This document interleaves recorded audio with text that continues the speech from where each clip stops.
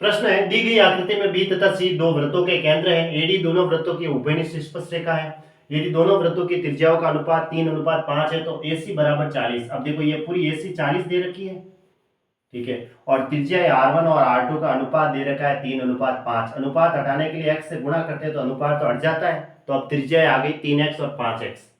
अब ये DE की लंबाई बतानी है। तो अब देखो दो सर्किल ऐसे टच करते हैं ना, इसकी त्रिज्या अगर R1 दे रखी है और इसकी त्रिज्या R2 दे रखी है और हमें ये पूछते हैं तो हम क्या लगाते हैं 2√R1 R2। तो 2√R1 की वैल्यू 3x है और यहाँ 5x है, तो कितना आएगा देखो, तो कितना आएगा 2 3 5 15, तो अंडरूट के अंदर 15x²। अब देखो x² का वर्गमूल तो x हो जाएगा, तो 2x और अंडरूट में 15, यानी ये आएगा आंसर 2x अंडरूट में 15। तो सबके अंदर अंडरूट 15 तो आ ही रहा है।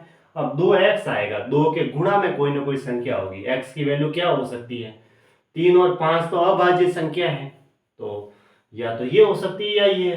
फिर भी देखो ट्राई करने पर ये तो ऐसे गैस किया, लेकिन इस फॉर्मेट में होगी आंसर, है ना, इस फॉर्मेट में ही होगा, क्योंकि हमें तो यही निकालनी है। 2√R1 R2 आएगा, R1 और R2 की वैल्यू ये हो गई, अनुपात हटाने के लिए x से गुणा कर दिया। अब देखो कि यहां से इस केंद्र बिंदु से यहाँ पे ये लंब डालते हैं स्पर्श रेखा पर, तो ये 90 डिग्री, और ये लंब डालते हैं तो ऐसे 90 डिग्री स्पर्श रेखा पर, है ना, केंद्र बिंदु से, ठीक है।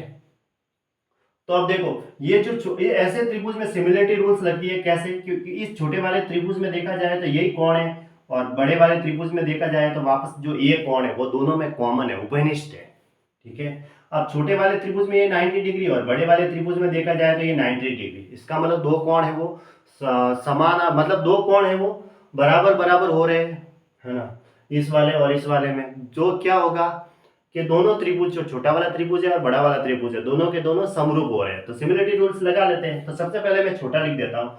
छोटे के लिए देखो ये त्रिभुज 3x है और इसकी वैल्यू दे रखी है 5x, बड़े वाले त्रिभुज की त्रिज्या। तो सबसे पहले मैं छोटे वाले त्रिभुज की त्रिज्या 3x ले ली, तो बड़े वाले त्रिभुज की कितनी है, ये जो भुजा है ना, इस वाले त्रिभुज में अगर मैं 3x लूंगा तो बड़े वाले त्रिभुज में क्या लूंगा, इसके सिमिलर 5x, ठीक है। अब छोटे वाले त्रिभुज में मैं ये भी लेता हूं, जो कितनी होगी देखो, ये 3x है और ये 5x है, तो टोटल 8x हो गई। तो 40 में से मैं 8x घटाऊंगा तो मुझे ये भी मिल जाएगी, तो 40 माइनस 8x बटा छोटे वाले त्रिभुज की आ गई। अब बड़े वाले त्रिभुज की ये भुजा उसी रूप में 40 है, तो ये लो 40।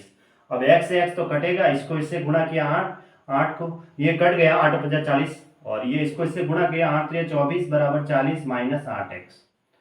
ये 24 उधर जाएगा, 8x तो इधर आएगा तो प्लस में, और ये कितना हुआ 16। तो x की वैल्यू कितनी आई, x की वैल्यू 2 आई।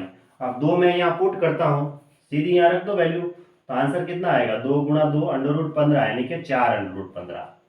ये इसका आंसर हुआ, यानी ऑप्शन डी सही है, 4√15, है ना।